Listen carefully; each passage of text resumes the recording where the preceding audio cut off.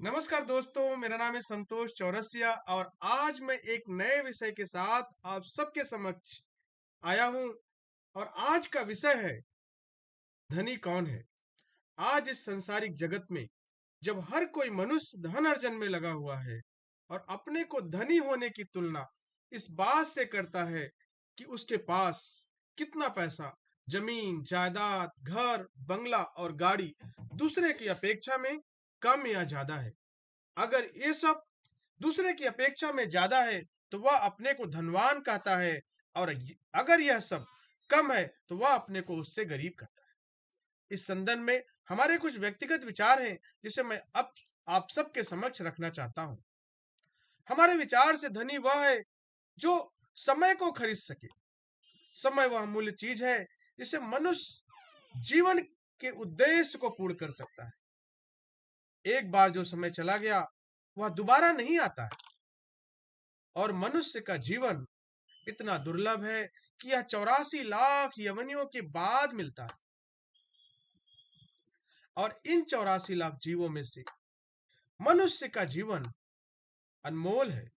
मनुष्य एक ऐसा जीव है जिससे बुद्धिमत्ता होती है, जिसमें सूझबूझ होती है। हर एक मनुष्य का मृत्यु तो निश्चित है, लेकिन कब होगा यह निश्चित नहीं है। अतः अगर आप स्वस्थ रहते हैं, आप प्रसन्न रहते हैं, तो आत्मा जो इस शरीर के अंदर विराजमान है, और तब तक आप जीवित कहलाते हैं जब तक आप यह शरीर, आत्मा जो परमात्मा का अंश है, धारण करती है। तो अतः आप इस शरीर को इस काबिल बनाइए कि यह लंबे समय तक आत्मा रूपी परमात्मा को कैरी कर सके, उसको धारण कर सके, उसको लंबे समय तक धारण कर सके, जिसके फलस्वरूप आप उस समय को भक्ति योग और कर्म योग में लगाकर वैकुंठ लोक की प्राप्ति करें। भगवान श्री कृष्ण ने गीता में कहा है, न जायते म्रियते वा कदाचित नायं भूता भविता वा न भूयः अजो नित्या शाश्वतोऽयं पुराणो न हन्यते हन्यमाने शरीरे। यह आत्मा किसी काल में भी ना तो जन्मता है और ना ही मरता है, और ना यह उत्पन्न होकर फिर होने वाला है, क्योंकि यह अजन्मा, नित्य, सनातन और पुरातन है। शरीर के मारे जाने पर भी यह नहीं मारा जाता।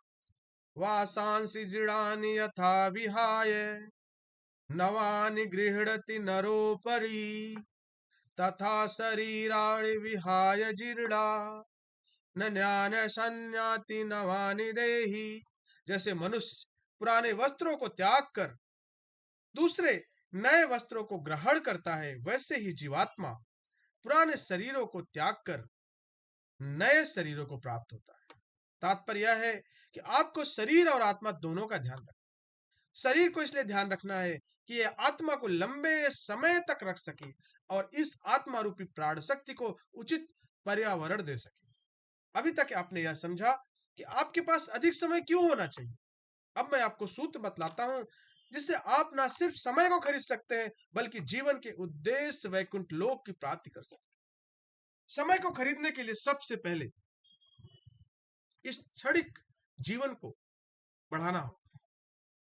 इस शरीर को इस काबिल बनाना होगा कि यह लंबे समय तक 60, 80, 100 ईयर तक आपके, या जितना पॉसिबल हो सके, जितना संभव हो सके, उतने लंबे समय तक यह शरीर स्वस्थ रहकर इस आत्मा को धारण कर सके। उसके लिए आपको स्वस्थ रहना होगा, आपके अपने आचरण को अच्छा रखना होगा, आपको प्रसन्न रहना होगा, आपको वह सब करना होगा जिससे परिवार में शांति हो, आपके अंदर शांति हो।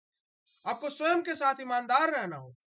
आपको हर मनुष्य के अंदर जो कि आत्मा है, और वो आत्मा परमात्मा का अंश है, उसमें भगवान की छाप देखनी होगी, और मानव सेवा को सर्वोपरि रखना होगा। ईश्वर में विश्वास रखकर निरंतर प्रभु का ध्यान करना होगा। दूसरों से ईर्ष्या नहीं करना है, जिसको और किसी भी प्रकार की चिंता नहीं करना है। यह सब को ध्यान रखते हुए आपको शरीर का ध्यान रखिए, और उसके बाद निरंतर प्रभु का ध्यान करते हुए आप भक्ति योग और कर्म योग पर फोकस कीजिए, जिससे आपको वैकुंठ लोक की प्राप्ति होगी और जीवन के उद्देश्य को आप पूर्ण करेंगे। अगर आप हमारे विचार से सहमत हैं तो इस संदेश को आगे बढ़ाएं। धन्यवाद।